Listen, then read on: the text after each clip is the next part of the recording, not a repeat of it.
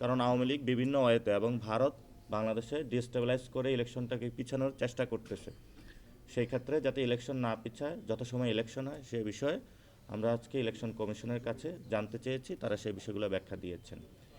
যে প্রথমত হলো, আপনারা দেখেছেন যে হাদি যে হত্যাকাণ্ডটা, সেখানে আওয়ামী লীগের অনেক সংশ্লিষ্ট, যার নাম এসেছে সোহেল, এবং তারা চাচ্ছে যাতে এই ইলেকশনটা যদি পিছিয়ে দেওয়া যায়, বাংলাদেশ ডিস্টেবিলাইজ হয়, তখন তারা বিশ্ববাসীকে দেখাবে যে বাংলাদেশ একটা বিশৃঙ্খল পরিস্থিতিতে রয়েছে।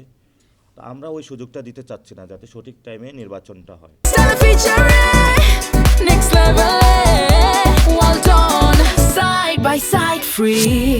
আসসালামু আলাইকুম প্রিয় সাংবাদিক ভাইরা এবং দেশবাসী।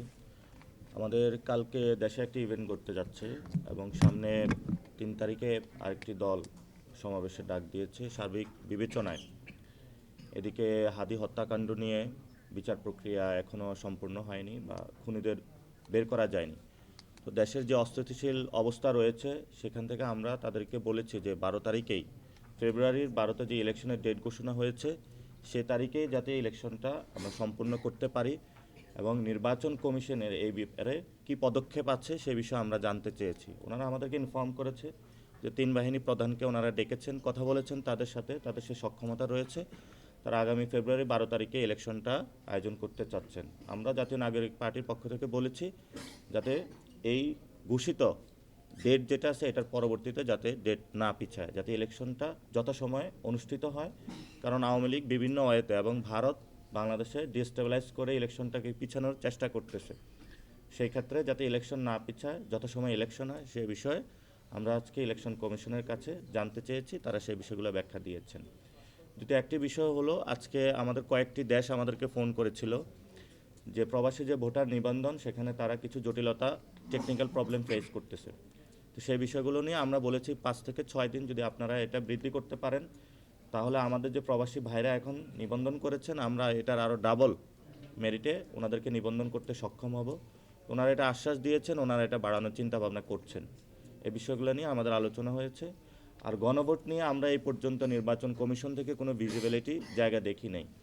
ওনারা বলেছেন এটা নিয়ে তথ্য মন্ত্রণালয় এবং অন্যান্য যে সংশ্লিষ্ট মন্ত্রণালয় আছে তারা কাজ করছেন। বাট এই পর্যন্ত তারা 10টি ট্রাকের মধ্যে ভোটের গাড়ির একটি উদ্বোধন করেছেন। কিন্তু জনগণ, আমরা যখন ক্যাম্পেইনে গিয়েছি তাদের সাথে কথা বলেছি গণভোট নিয়ে, তাদের এই পর্যন্ত নির্বাচন কমিশন থেকে তারা কোনো জনসচেতনতামূলক কাজ পায়নি। ফলত আমরা তাদেরকে বলেছি এই নির্বাচনে যেমন জাতীয় সংসদ নির্বাচন, পার্লামেন্টারি ইলেকশন গুরুত্বপূর্ণ, সাথে সাথে সংস্কারের এই গণভোটে হাত জিতিয়ে আনা এটাও গুরুত্বপূর্ণ, যাতে বাংলাদেশের একটি সাস্টেনেবল জায়গায় যেতে পারে। আমরা ইতিমধ্যেই দেখতে পেয়েছি একটি দলের পক্ষ থেকে না ক্যাম্পেইনের কর্মসূচি চালু হয়েছে। আমরা তাদেরকে বলেছি যে আপনারা একটু খোঁজ নেবেন, যাতে বাংলাদেশ যাতে কোনোভাবেই পিছিয়ে যাওয়ার চেষ্টা যারা করছে তারা সে সুযোগটা না পায়। আমরা আজকে জনগণের কাছে আহ্বান জানাচ্ছি যে আপনারা গণভোটে হায়ের পক্ষে থাকবেন, যাতে আমরা একটি সুন্দর বাংলাদেশ দেখতে পারি এবং সংস্কারটা বাস্তবায়ন করতে পারি। আপনাদের কোনো প্রশ্ন থাকলে আমরা সেই প্রশ্নগুলো উত্তর দিয়ে আজকের মতন বিদায় নিতে পারি। জি, আপনি বললেন একটি দলের পক্ষ থেকে না ক্যাম্পেইনের কথা বললেন, সে একটি দল কারা? এটা আপনারা যারা রুট লেভেলে আমাদের কাছে অনেক ডকুমেন্টস আসতেছে, আমরা সেগুলো নিয়ে প্রেজেন্ট হব, আপনারা একটু খোঁজ নেবেন কারা করতেছে। আমরা সেই দলটার স্পষ্ট নাম না বললাম, কারণ আমরা বর্তমান যে রাজনৈতিক পরিস্থিতি রয়েছে, সম্প্রীতি এবং সংহতিতে সকল দল মিলে কাজ করতে চাচ্ছি। আমরা যদি একটি দলের সেই নামটা বলি, তারা হয়তো বিরূপ অথবা নিজেদের জায়গায় এটা গায়ে নিয়ে তারাও আমাদের উপরে আক্রমণাত্মক বক্তব্য ছুড়বেন। সেজন্য আমরা আপনাদেরকেও রিকোয়েস্ট করব আপনারা একটু খোঁজ নেন কারা এটা করতেছে। আচ্ছা, অস্থিতিশীল পরিস্থিতি আছে দেশে, তো নির্বাচন নিয়ে আপনাদের কোনো সন্দেহ উদ্বেগ আছে? উদ্বেগ আছে। আইন শৃঙ্খলা নিরাপত্তা, একজন প্রার্থী অলরেডি হত্যাকাণ্ডের শিকার হয়েছেন। আমাদের যারা প্রার্থী রয়েছেন আমরাও তাদেরকে বলেছি যে আপনারা নির্বাচন কমিশনের যে বিধিমালাগুলো রয়েছে সেগুলো মেনে চলবেন, এবং সাথে সাথে নির্বাচন কমিশনকেও বলেছি যে সকল দলের প্রার্থীদের ক্ষেত্রে যাতে নিরাপত্তা নিশ্চিত করা হয়। আপনারা দেখেছেন এই যে নির্বাচন কমিশনের চারিদিকে কর্ডন তৈরি করা হয়েছে ক্যান্টনমেন্টের মতন, কিন্তু যারা প্রার্থী রয়েছে অন্যান্য জায়গায় যে রাজনৈতিক অফিসগুলো রয়েছে সেখানে পর্যাপ্ত নিরাপত্তা নাই। তো আমরা বলেছি আপনি যদি নিরাপত্তা না দিতে পারেন তাহলে আমরা ইলেকশনে এটা কীভাবে করব। সেক্ষেত্রে তারা আমাদেরকে আশ্বস্ত করেছেন তারা নিরাপত্তার চাদর আরও বাড়াবেন। এই বিষয়ে 3 বাহিনী এবং অন্যান্য সংশ্লিষ্ট যে বাহিনীগুলো রয়েছে তাদের সাথে মিটিং হয়েছে, ওনারাও বলেছেন সর্বাত্মক সহযোগিতা করবেন। ওনারা আমাদেরকে আশ্বস্ত করেছেন যে ওনারা নিরাপত্তা দিবেন এবং সবাইকে যাতে এই ধরনের হাদি ভাইয়ের মতন যাতে কোনো হত্যাকাণ্ডের কেউ শিকার না হতে হয় সেই বিষয়ে তারা যথেষ্ট পদক্ষেপ নেবেন। আপনার ব্যাপারে আপনি যেটা বললেন যে 12 ফেব্রুয়ারি যাতে নির্বাচন না হয় সেই জন্য সহযোগিতা করছেন। জি, আপনারা কি শঙ্কা প্রকাশ করছেন যে 12 তারিখ ইলেকশন হবে না, এরকম কোনো শঙ্কা আছেন কিনা? আর এটাতে কি আরেকটি ভারতের প্রশ্ন- সহযোগিতা আপনি ক্লিয়ার আরেকটি প্রশ্ন ছিল হচ্ছে আজকে বিএনপি কিছুক্ষণ আগে একটি সংবাদ সম্মেলন করেছে, 6টি আসনে তারা বিশেষ করে গণ অধিকার পরিষদের নূর এবং রাশেদ খানকে তারা মনোনয়ন দিয়েছেন এবং তারা সম্ভবত ধানের শেষ প্রতীক দিয়ে ইলেকশন করবেন। এটাকে আপনারা কিভাবে দেখছেন? আপনাদের তো যদি ধানের শেষ প্রতীক দিয়ে ইলেকশন করতে হয়, আপনারা বিএনপি নির্বাচন করবেন কিনা? জি, প্রথমত হলো আপনারা দেখেছেন যে হাদি যে হত্যাকাণ্ডটা সেখানে আওয়ামী লীগের অনেক সংশ্লিষ্ট, যার নাম এসেছে সোহেল, এবং তারা চাচ্ছে যাতে এই ইলেকশনটা যদি পিছিয়ে দেওয়া যায়, বাংলাদেশ ডিস্টেবিলাইজ হয়, তখন তারা বিশ্ববাসীকে দেখাবে যে বাংলাদেশ একটা বিশৃঙ্খল পরিস্থিতিতে রয়েছে। তো আমরা ওই সুযোগটা দিতে চাচ্ছি না, যাতে সঠিক টাইমে নির্বাচনটা হয়। এবং আপনি যেটা বলেছেন, আমরা আমাদের শাপলাকলিতে নির্বাচন করব। আমরা আমাদের কেউ জাতীয় নাগরিক পার্টির ধান অথবা অন্য প্রতীকে ইলেকশন করবে না। আমাদের যদি কারোর সাথে আসন সমঝোতা হয় অথবা আলোচনাও যদি হয়, সেটাতে আমরা শাপলাকলিতে ইলেকশন করব। আমরা সেটা বরাবরই হলো, আগেও আমরা স্পষ্ট করেছি, আমরা অলরেডি একটা পলিটিক্যাল অ্যালায়েন্স করেছি, গণতান্ত্রিক সংস্কার জোট, যেটাতে আমরা সংস্কারের পক্ষে এবং বাংলাদেশকে ডেমোক্রেটিক পজিশনে নেওয়ার জন্য কাজ করছি। আরেকটা হলো ইলেকটোরাল অ্যালায়েন্স। ইলেকটোরাল অ্যালায়েন্সের ক্ষেত্রে আমাদের বিভিন্ন জায়গায় কথা চলমান রয়েছে। সেখানে হলো আমাদের বর্তমান পরিস্থিতিতে রাজনৈতিকটা আমাদের মুখ্য। ভোটের ক্ষেত্রে কিন্তু ভিজিবল হইতে আমাদের শাপলাকলিতে আমরা নির্বাচন করব, অন্য কোনো প্রতীকে আমরা ইলেকশন করছি না। যার যে দলের ইচ্ছা সে যদি গিয়ে ধানে করে বা দাঁড়িপাল্লাতে করে, এটা তার অভিরুচি, তার ইচ্ছা, সেক্ষেত্রে আমাদের কিছু বলার নাই। তবে আমরা সবাই সব যে ছোট পার্টিগুলো অন্যান্য দলের প্রতি আহ্বান রাখবো যে নিজস্ব স্বকীয়তা কেউ বিকিয়ে দিবেন না। নিজস্ব স্বকীয়তা রেখে বহুদলীয় গণতন্ত্রের চর্চা যদি আমরা করতে পারি, হয়তো আজকে আপনার সুযোগ আসছে না, ভবিষ্যতে সুযোগ আসবে।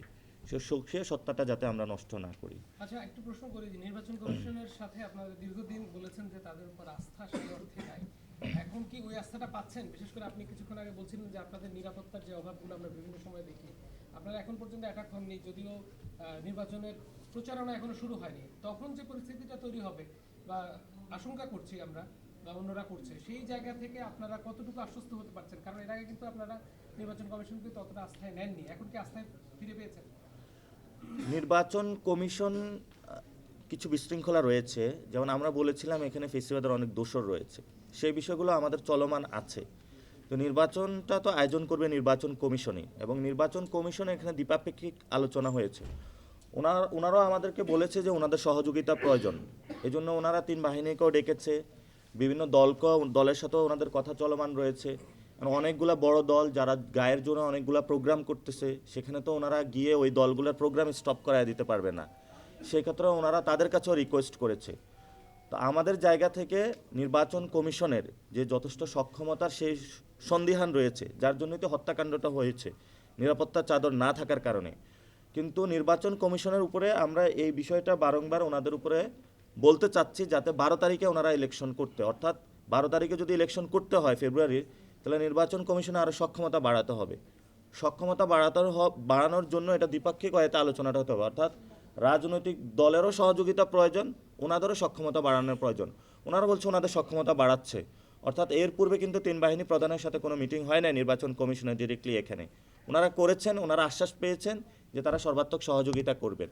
ফলত সিকিউরিটির জায়গা থেকে যেহেতু আমাদের 3 বাহিনী এসেছে, আমাদের দেশপ্রেমিক বাহিনীর উপরে আমরা আস্থা রাখতে চাচ্ছি, ওই জায়গা থেকে আমরা সিকিউরিটিটা নিয়ে কিছু আশ্বস্ত হয়েছি। কিন্তু সামগ্রিকভাবে বিভিন্ন জায়গায় নির্বাচন কমিশনের, আমিও আমার মনোনয়ন ফর্ম বিভিন্ন জায়গায় তুলেছি, আমাদের যারা প্রার্থী আছে তারা তুলছেন, কিন্তু সেখানে কিন্তু বিশৃঙ্খলতা দেখতে পাচ্ছি। আমরা সেগুলো রিপোর্ট করেছি, আমরা বলেছি আপনারা আঞ্চলিক যে অফিসগুলো রয়েছে সেগুলো যদি সক্রিয় করতে পারেন, ইফেক্টিভ ওয়েতে কাজে লাগাতে পারেন, হয়তো এটা সক্ষমতা পরিচয় দিলে আমরা 12 তারিখে ইলেকশনটা সুন্দরভাবে করতে সক্ষম হবে। 12 তারিখ ইলেকশন হবে না এমন কোনো আশঙ্কা কি আপনারা করছেন? আশঙ্কা তো বাংলাদেশে রয়েছে, কিন্তু সেই আশঙ্কাটা মানিয়ে আমরা বারংবার জাতীয় নাগরিক পার্টির পক্ষ থেকে ইলেকশন কমিশনের কাছে বলেছি যাতে ফেব্রুয়ারি 12 তারিখে আমরা ইলেকশনটা করতে সক্ষম হয়, অর্থাৎ নির্বাচন কমিশন এমন কোনো ছোট ভুল করে না থাকে যা হতে এই ভুলের কারণেই 12 তারিখ থেকে পিছিয়ে যায়। ফলত আমরা নির্বাচন কমিশনের অনেকগুলো আশঙ্কা আমরা দেখতে পেয়েছি, সেগুলো বিষয়ে আমরা ওনাদেরকে সতর্ক করেছি, অ্যালার্ট করেছি, যাতে ওনারা ওই বিষয়গুলো মানিয়ে সুন্দরভাবে ইলেকশনটা আয়োজন করতে সক্ষম হয়। এবং আপনারা জানেন যে এইখানে আমাদের ওনারা অনেকগুলো তারিখ দিয়েছে, ডেট দিয়েছে যে কবে আমরা মনোনয়ন আবেদন জমা দিব, কবে তুলব। তো সেই বিষয়গুলো ওনাদের রিথিঙ্কিং করা যায় কিনা সেটা নিয়েও আমরা ওনাদেরকে ভাবনার জন্য আজকে অনুরোধ জানিয়েছি। ঠিক আছে, ধন্যবাদ। আপনাদের লাস্ট লাইনে উত্তরটা দিয়ে দিছে আজকের মিটিংয়ের।